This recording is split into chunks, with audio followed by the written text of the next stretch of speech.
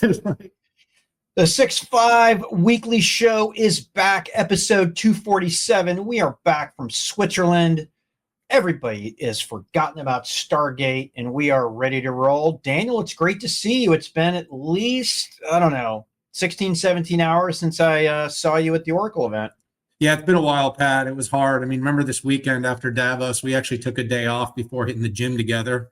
Yeah, that was a lift-a-thon. I think there's a video out there of that just complete testosterone and rage, and it was crazy, but it was a lot of fun. But yeah, we were back. We came back Monday. Big news. I mean, maybe it was news. I don't even freaking know anymore. But Pat, can I say something before? Absolutely. Is this maybe the last week of the 6-5 like this? I mean, are we coming? Is something happening on the 6-5? I think we're getting close, aren't we? Yeah, we're getting close to a new format. I'm sure you're going to like it. We're getting a little bit more serious about our weekly show here. We're going to have different sections of analysis. We may or may not be doing point counterpoint.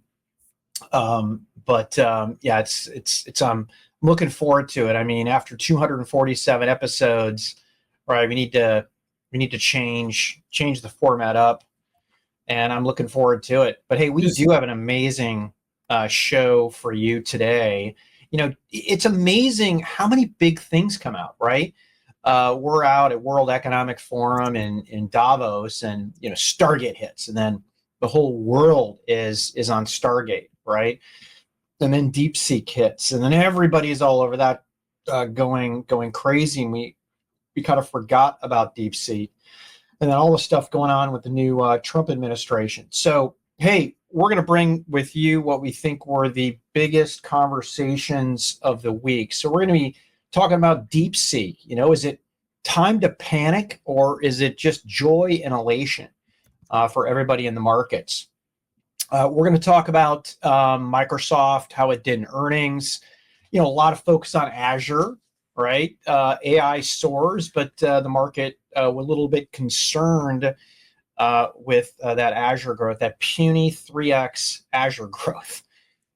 Patrick laughs. 3x, that puny exactly. 3x Azure AI growth. 3x%. I forget if it was 31, 32, but anyways, it's big. IBM up 12%.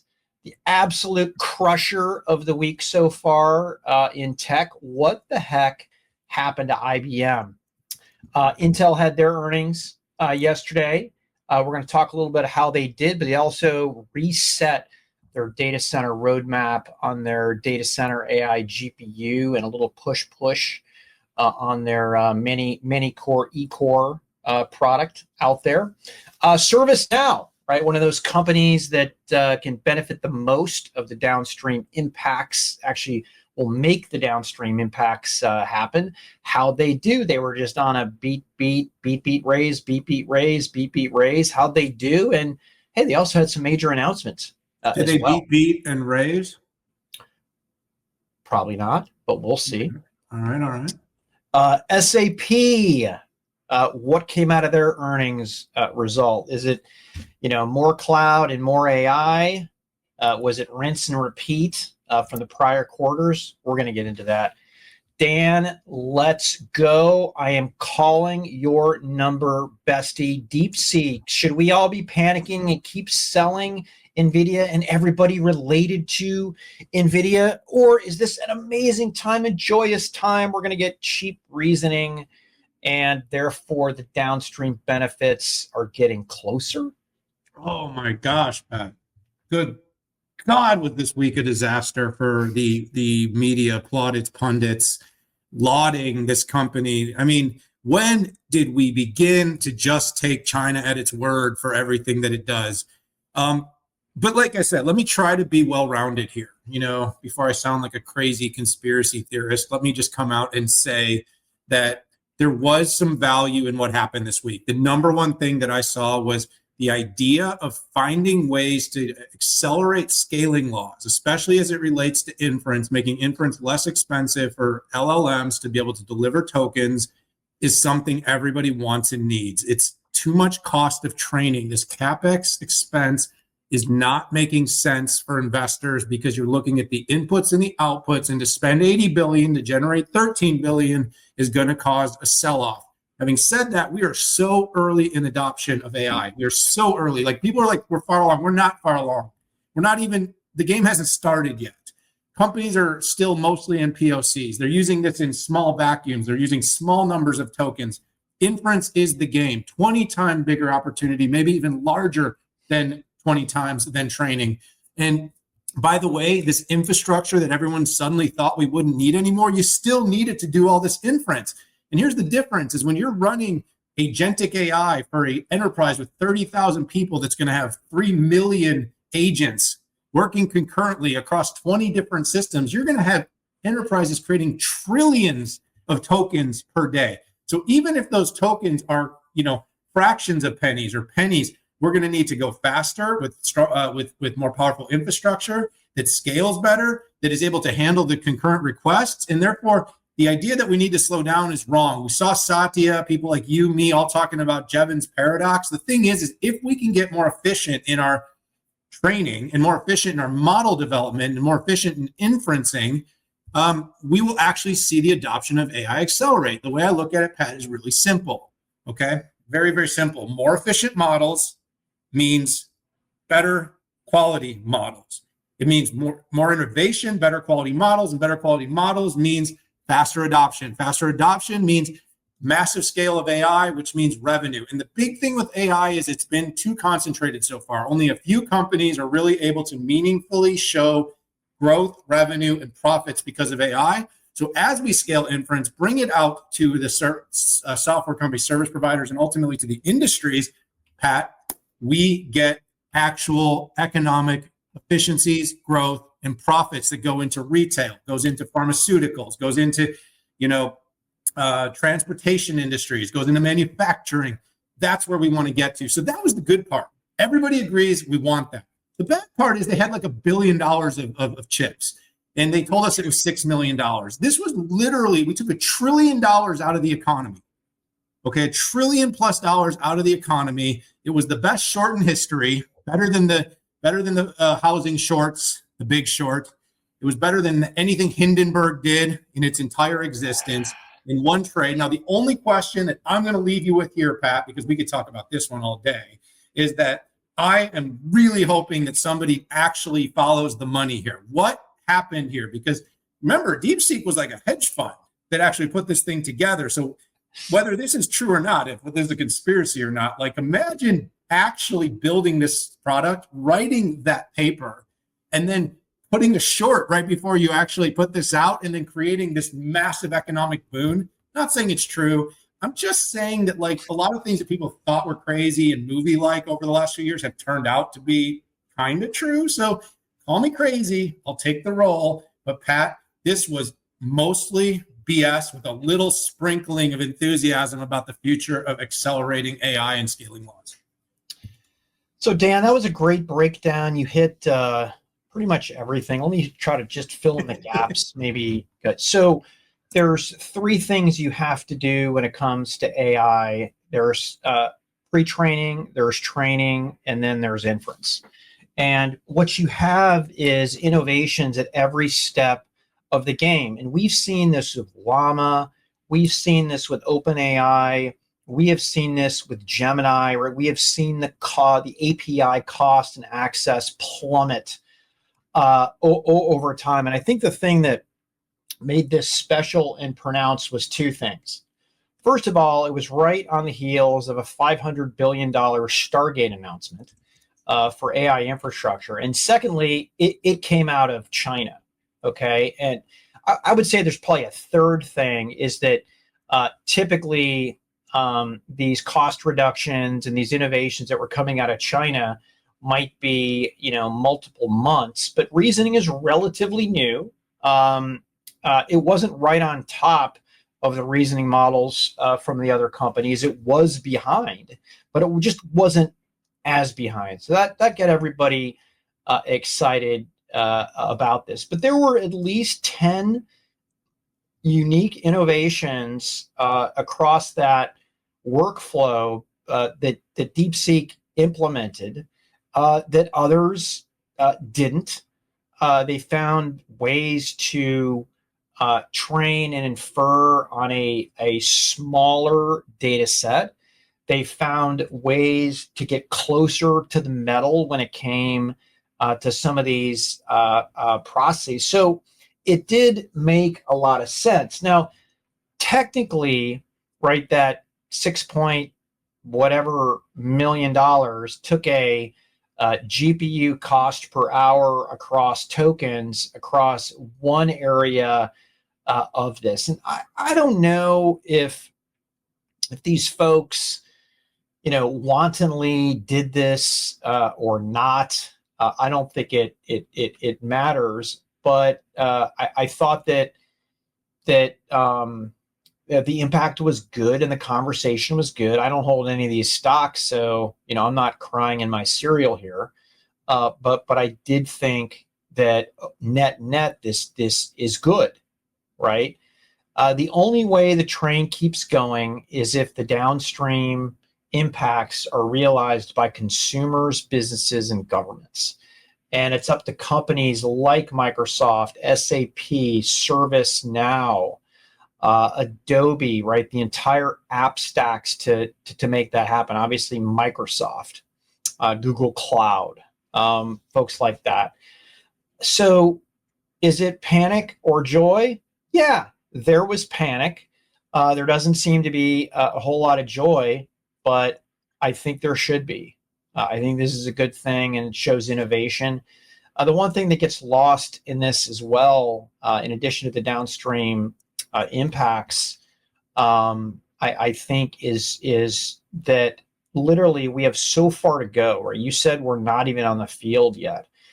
Until we get to AGI and all the different types of models, text, reasoning, voice, audio, those put together, and we have the infrastructure on the edge to take full advantage of that, then we can start having those serious conversations. Final note, one of the dark horses here are the end user compute folks, okay?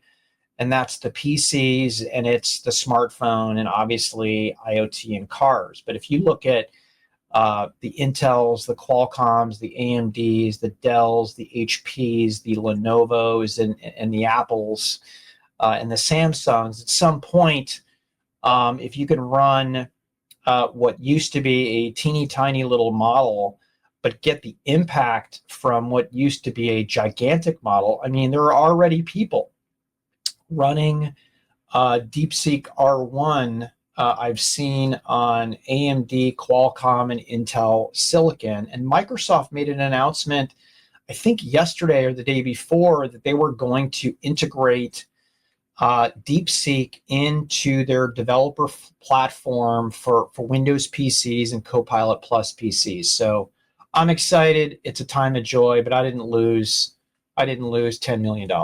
Let me just throw one more quick thing out there, Pat. You and I have long talked about the scaling laws with things like small language models, with the shift from NVIDIA chips for everything to accelerators that have actually been for a long time creating more efficiency for high volume inference or other use cases. We've seen training move from NVIDIA to TPUs. We've seen specialized training chips coming out of the likes of AWS and, the Marvells and Broadcoms partnering. My point here is that some of this is funny because it wasn't novel. I mean, I guess the idea of bringing the cost of compute down should always be the goal. I mean, it's always been the goal. It's always been how the evolution, whether it was Moore's or now what we think is accelerated beyond Moore's law, Pat, this is all here. And one last thing is look, there is a lot of reasons for China to try to slow down the US. Geopolitical and macroeconomic things are real, and there is a benefit there. And I know, like I said, it can be a little out there, but AI will be the decider of the future of the world's economy. So the fact that we have the newest chips, we have the access to the equipment, and the most innovative companies in the world is an advantage to us. Agreed. All right, I said it all. All right. Let's. This is the topic we would probably spend the most time on. So let's dive in. So Microsoft had their earnings, and it was mixed, right? They banged out a a beat and a beat. But people were concerned about that measly 30% growth in Azure, which I just find a bit comical. But listen, if I look down the line of how these folks did, right? I mean, up 14% on productivity and business processes, and I look across the line, Office Commercial, Consumer, LinkedIn, and Dynamics up across the board. Investors were happy with Intelligent Cloud, which is a conglomeration of everything that they do in the cloud, right? That includes, Azure, GitHub, Nuance, SQL Server, stuff like that. That was up 19%. I mean, think about this. This is nearly a $26 billion business. A couple points that just to put this into macro. You live by the sword and you die by the sword. And Microsoft was getting a tremendous amount of lift through the OpenAI stuff, right? And if you look at it, right, their AI lift on that entire cloud number, that was $13 billion run rate in annual revenue run rate, which is just absolutely phenomenal. But very similar to the conversation we had about the macro view of DeepSeek, I can't imagine a company that can benefit downstream more than Microsoft on this. This company is a software company. It's getting credit right now for its infrastructure, which is great, but it's a software company and it operates in multiple modalities. You want to build an application? Hey, we got you. You want to, run an application? Heck, you can still buy Office without having a subscription.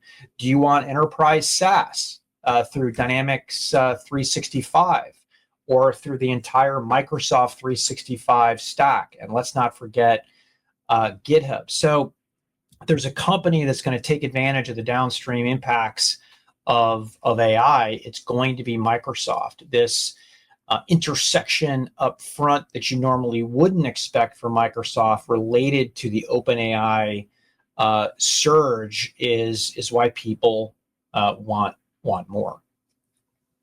Yeah, so good talking points there, Pat. And look, it was very simple. It's sold on the Azure growth number. The number wasn't as high as people wanted. I think it recovered a little bit when people started to digest the AI number, the acceleration of the number. The sort of calculus that's being done by most people is the 60, 80, plus $1 billion that's being spent on AI, and knowing that you've got a kind of a fairly short shelf life on the, Hopper, Blackwell, although I think there's a lot of debate on that, by the way, how much shelf life you're going to have in terms of inferencing tasks and stuff that can be done longer term. But having said that, to get to 13 billion of revenue, the nice thing for a company like Microsoft, to your point, is really inference can be built into every interaction with every piece of software across every single device. And when you start to look at the size of the install base, you can't really look at Microsoft much differently than you look at Apple. And people love to look at Apple for, I know it's a bit more of a consumer brand, but like Microsoft lives inside almost every person that works in a company in any sort of role that has access and interaction with a device is using some Microsoft. It's a massive install base out there. And when you start to think about, the ability for them to scale inference and basically deliver it at a margin. So basically every time, someone clicks the button, the Copilot button, or any other AI enhanced feature, it'll cost Microsoft a penny and they'll charge $3 or whatever it is. And then you start thinking about how this works when you, make it trillions of these sort of interactions happening at a time. The math tends to work out. The problem is patience isn't really there with people.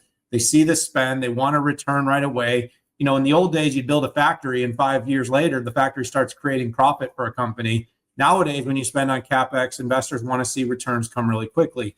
And Microsoft's growth's a little bit slower. You're talking about, a fairly muted guidance. They're like 10%, growth, better than Apple. But anyways, the point is, the growth of the whole company and, the diversified portfolio, everything from, Surface devices, PCs, Windows licensing to dynamic software to, of course, Azure. And I really do think, though, Pat, that these cloud companies, they trade on their, the companies that have hyperscale cloud, they trade on their cloud number. Like everything else is kind of like a wash as long as the cloud is growing fast enough.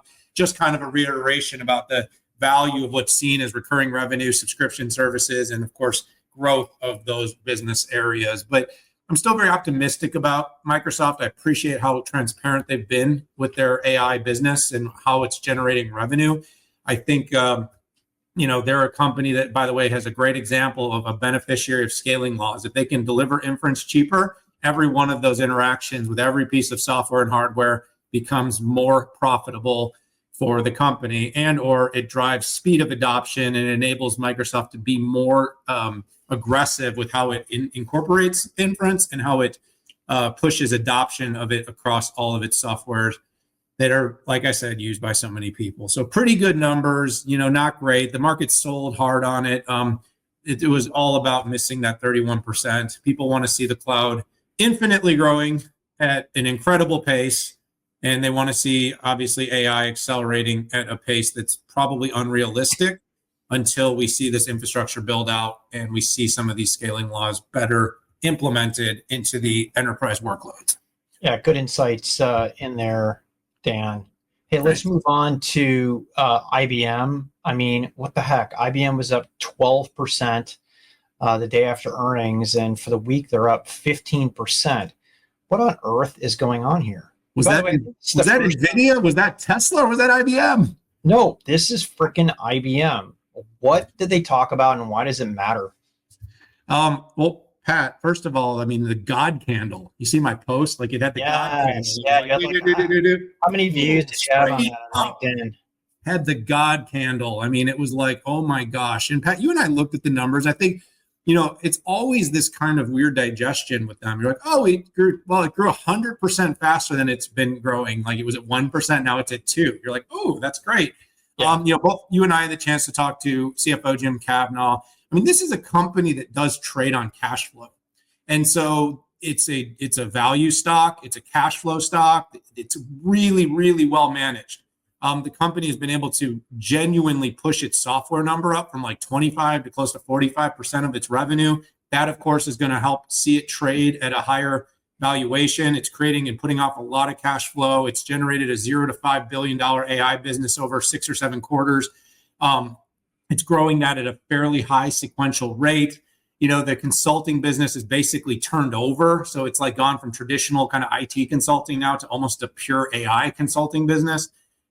Which, is the pivot that needed to be made. It actually performed pretty well, even given the sort of weight that's put on it by a late cycle infrastructure business, because, the Z business is so cyclical to the company. And so when it gets late cycle, that business tends to shrink and shrink and shrink, but it's coming into a new cycle. So if you're looking, and Pat, here's the money shot. I know. 5% growth estimate next year.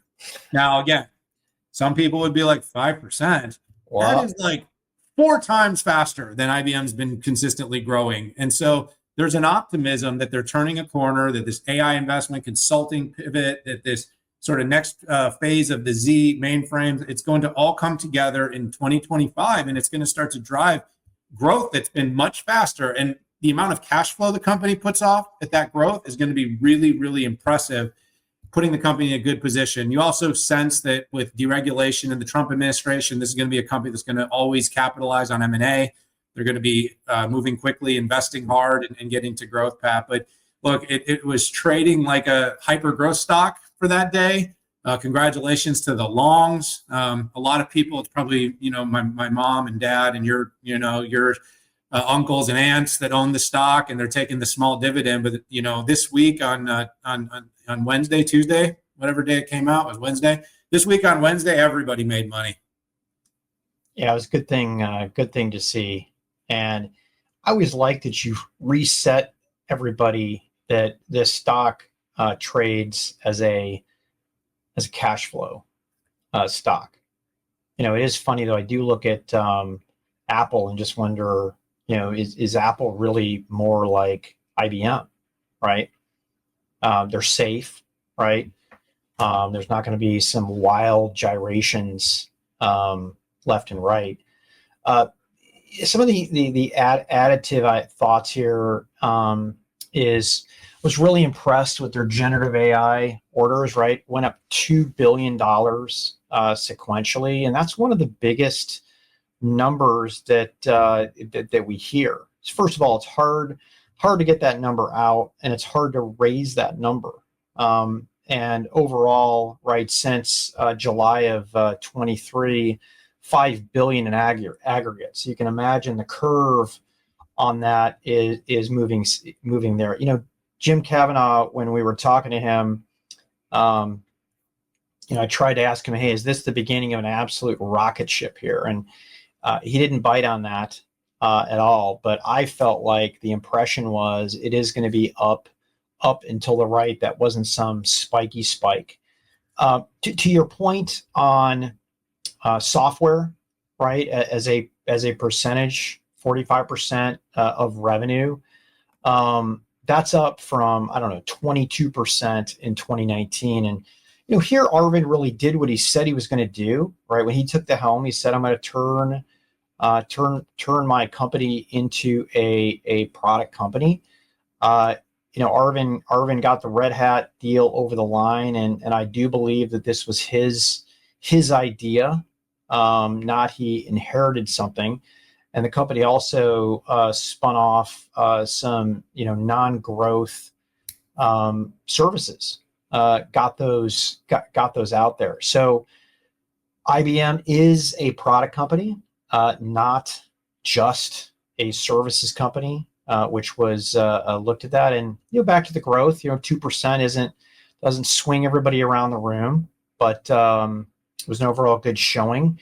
I do find it amazing there was any growth without Z, right? Z is getting super long in tooth. I think it's in the 11th quarter, and looking forward to any future announcements that they have. Anyways, let's move on. Dan, Intel had their earnings, and I think everybody was waiting for bated breath to hear what the new co-CEOs had to say. And this is a natural thing. Whenever you put a new leader in place, there are going to be changes or a potential reset. And that includes even when you have the way that the board has positioned these leaderships as temporary, right? It doesn't mean they aren't being considered, but MJ and David are not the official co-CEOs in perpetuity. So with that said, you know, just a ton of takeaways from the call. Well, first of all, they had a beat and a beat. So things were related. I was really surprised after the conference call that how positive everybody was still on the stock. I thought it was going to tank after the following, which was Falcon Shores was essentially canceled, and that's their low precision data center AI GPU. You know, they did telegraph this, so maybe that incorporated, or the street just had zero expectations. Anyways, but the focus then becomes the next product, which is Jaguar Shores. And the other thing that I thought the street might react to was an on-paper push out of Clearwater Forest, which is the mini E-core that was discussed at getting out at the end of 25, but was reset to the first half of 26. So on Clearwater Forest, to me, there were no surprises. You know, through my channel checks and relationships that I have, they were telling me that it was going to be 26, not 25. And, you know, as MJ reported in, I think it may have been the Barclays or the Bank of America conference in December, this is not a great part. And I think this is the right thing to do, right? This is the time where you reset your roadmaps, you reset everybody's expectation, and you really set the tone for what the future holds. And MJ was very insistent on the call about, truing up this roadmap and delivery schedules. And it's funny, a lot of people forget, and maybe this because it was too long ago, but Intel had a crisis when AMD was pounding it into the ground over a decade ago. And when Intel came in with the core architecture, they reset their roadmaps. And I think the wording was, hey, we're moving our roadmap confidence from 80% to 95%. And they pushed out pretty much everything. So none of this shocks me at all. And the other thing on the call that came up on the Foundry side is I really like the pragmatism that came out. 18A might be really good, but that doesn't mean you're going to have a ton of customers bet the farm on it. That's just not going to happen. And as we've seen, Microsoft and Amazon have signed up, and they're doing networking chips, right? They're not doing core compute yet. And what Dave Zisner, talked about on the call was, hey, you got to have this trust in. And I think it was one of the first times I had heard that type of pragmatism, and I thought it worked. I do wish that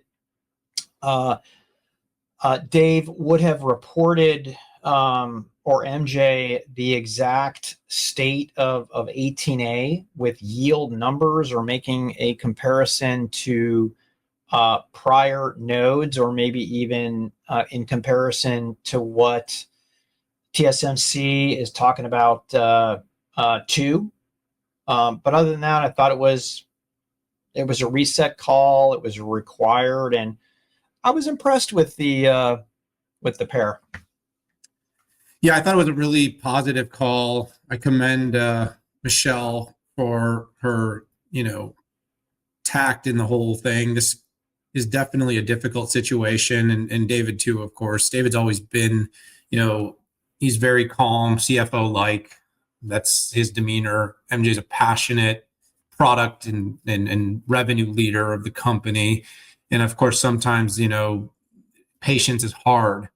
You hit a lot of the things that are important. I guess I just make 2 points that really were clear for me.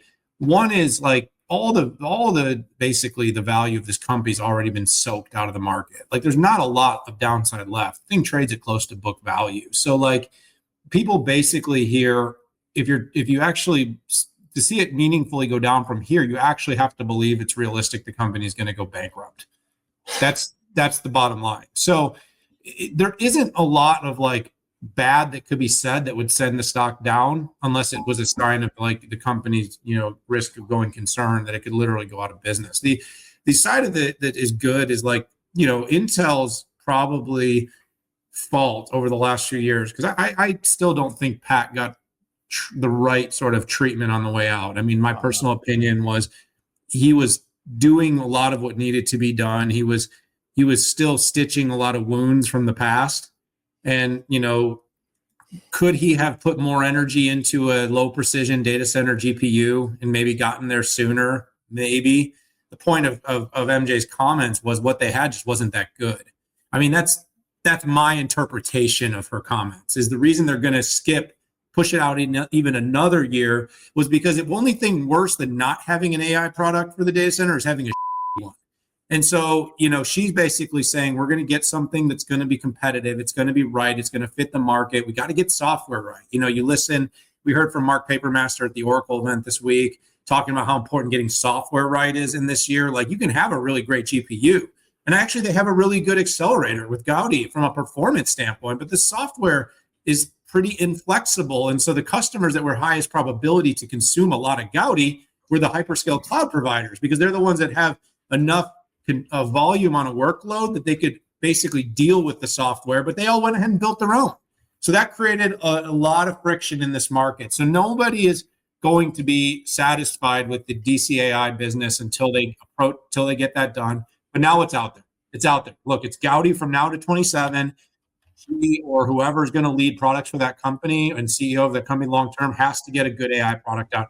The other thing I'd say, Pat, is, and you and I have talked a lot about this, in the PC and client side, the company's done a good job shoring up that business.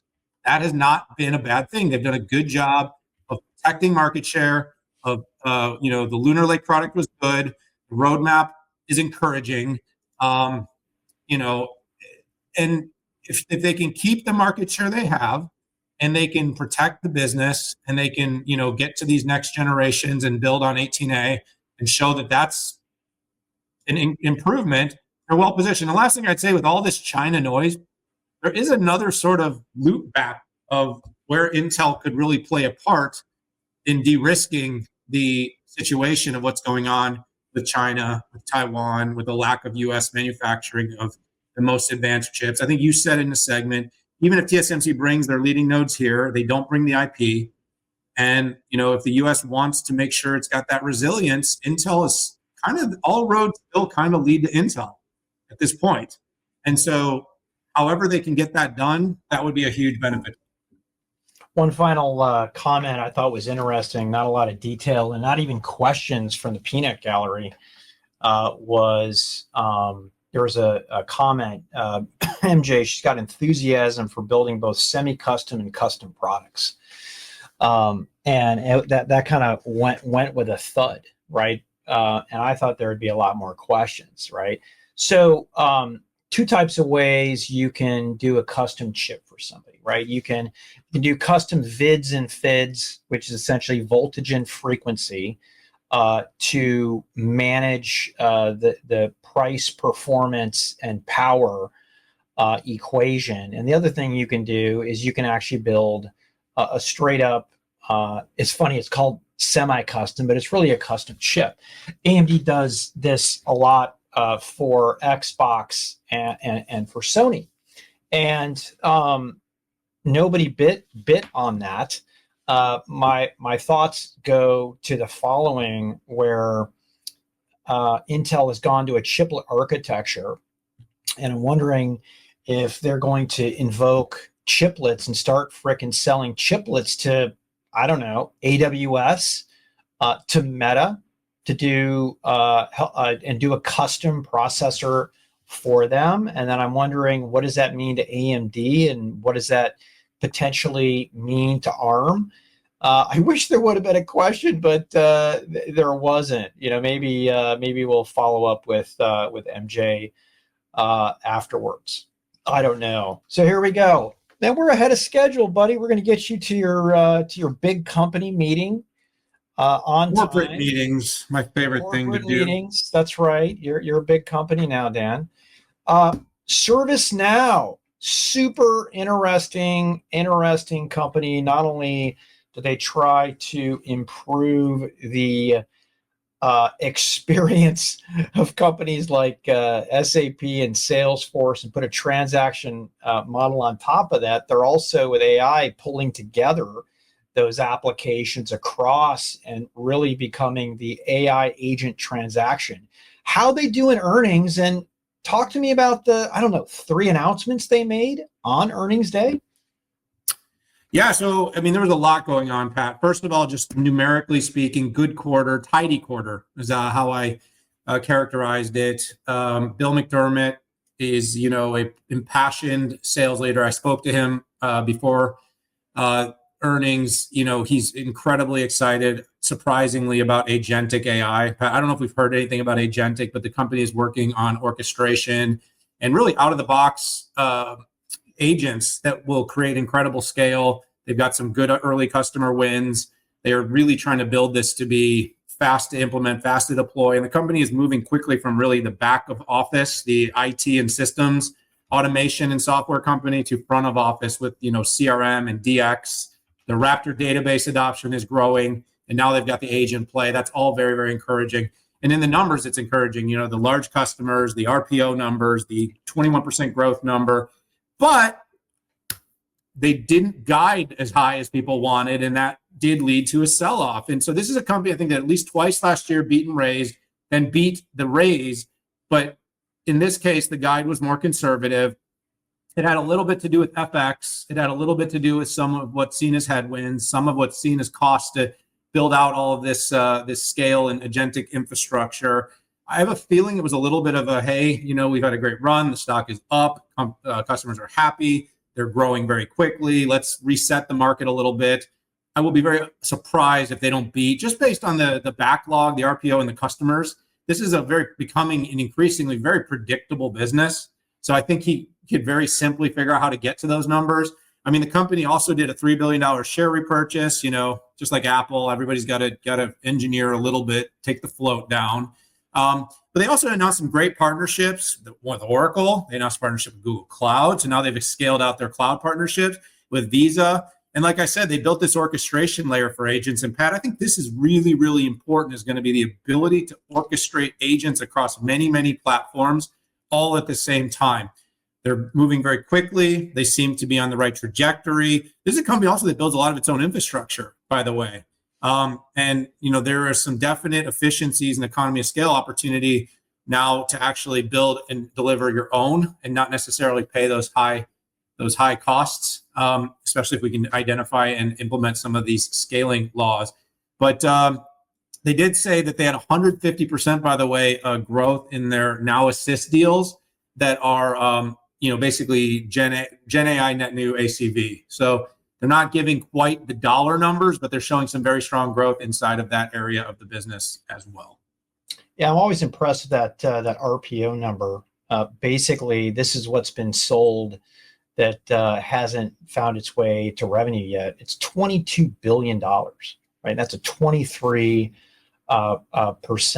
increase. I said a little bit in the run-up, but what I find fascinating about the company is they've got their own specific apps doing certain things.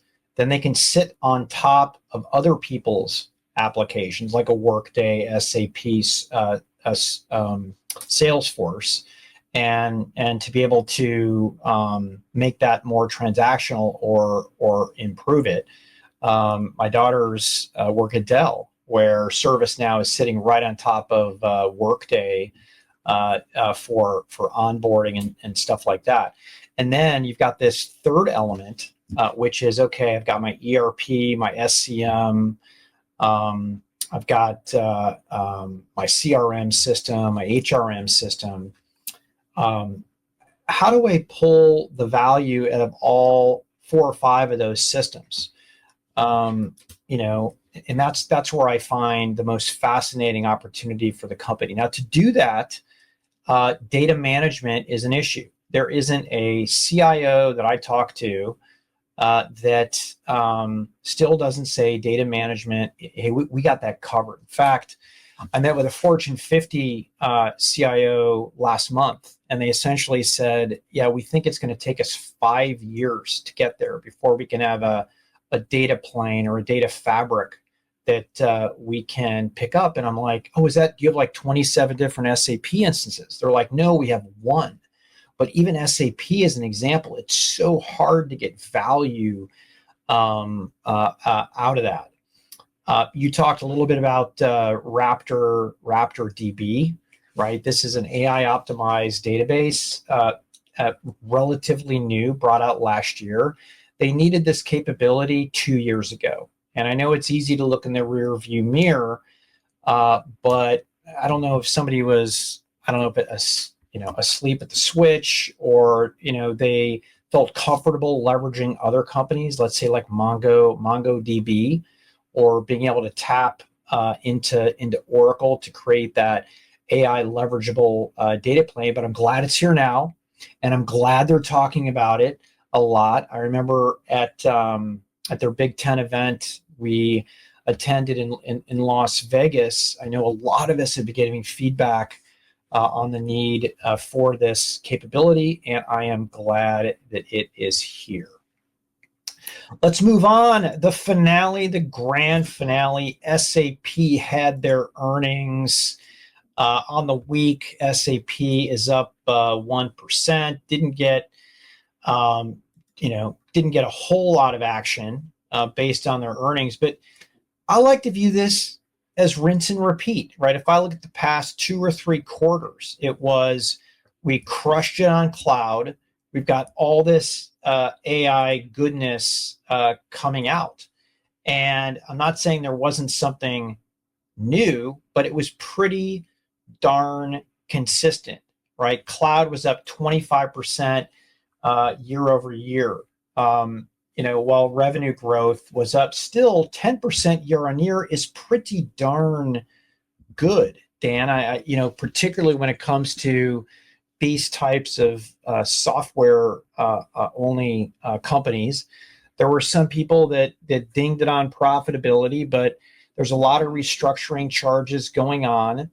And unlike the United States, SAP has what's called IFRS, which is harder to get credit for your write-offs. Like in the U.S. stock markets, you can basically bury it, right? It goes below the line. It's an extraordinary expense, but in IRFS land, it is not. One thing I've been impressed with, shockingly, not shocking. That's a bad thing to say. Was just how impressive their AI examples and use cases and customers. Like there are real customers using AI across the portfolio, and there are a lot of them.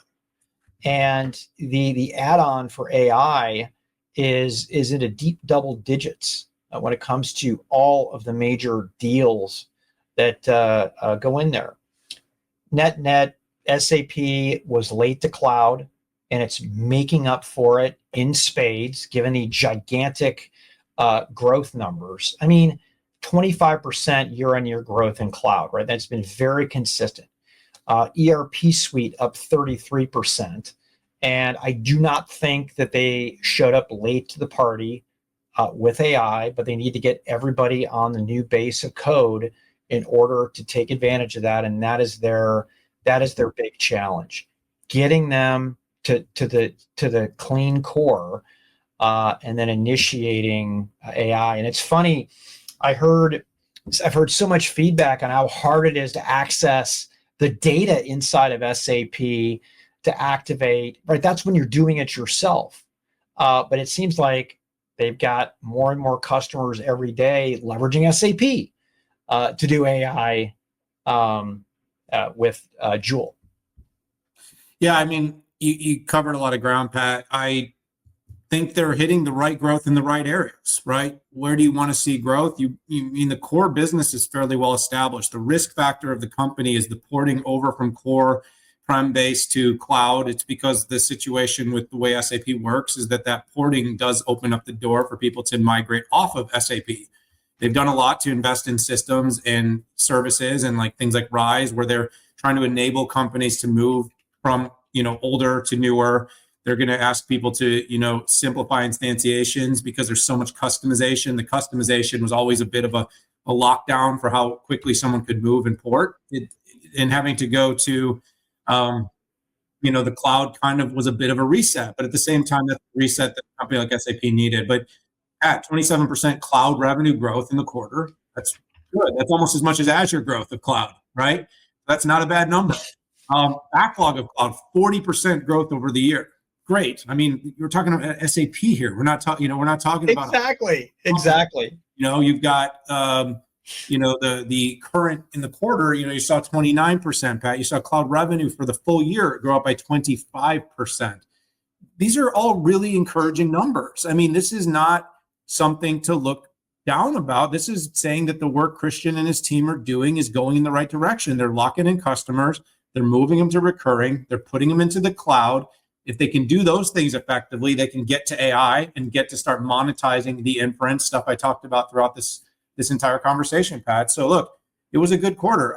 SAP is a player. They're in the space, and this migration from kind of the first network effects of infrastructure to the platform and software and services layer is a big opportunity for the company. And like I said, a company of its maturity, so look at it against the Oracles, look at it against Salesforces, look at it against IBMs, look at it against ServiceNows. It's in double-digit growth. So it's right in that sort of, it's right in the range, meaning it's not going to grow as fast as kind of a high, fast rule of 54 company like ServiceNow, but it's growing just about as fast as Salesforce.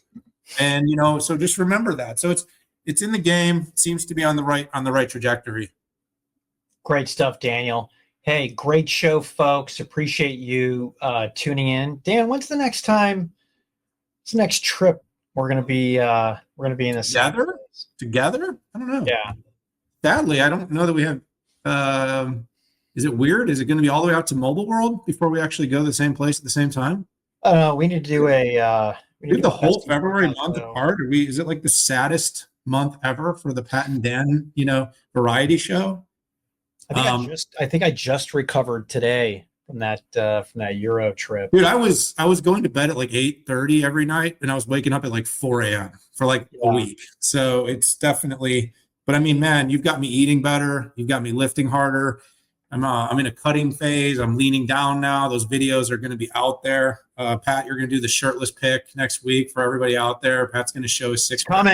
It's coming, folks. I'm getting the courage. I'm going to wear the T-shirt, by the way, next to you. The T-shirt that has all the muscles drawn on it. I'm going to wear the T-shirt so that I can do a shirtless pic too. But man, you're kind of getting a little lean. I mean, what's going on, Dan? I'm going to surprise some people. You trying to get skinny or something? No, man, I'm taking so much creatine that what I do is I usually make a drink in the morning and then I mix in some peanut butter and I dip it in creatine. Oh God, that video was so good. Yeah. All right, man. I'll let you send us home.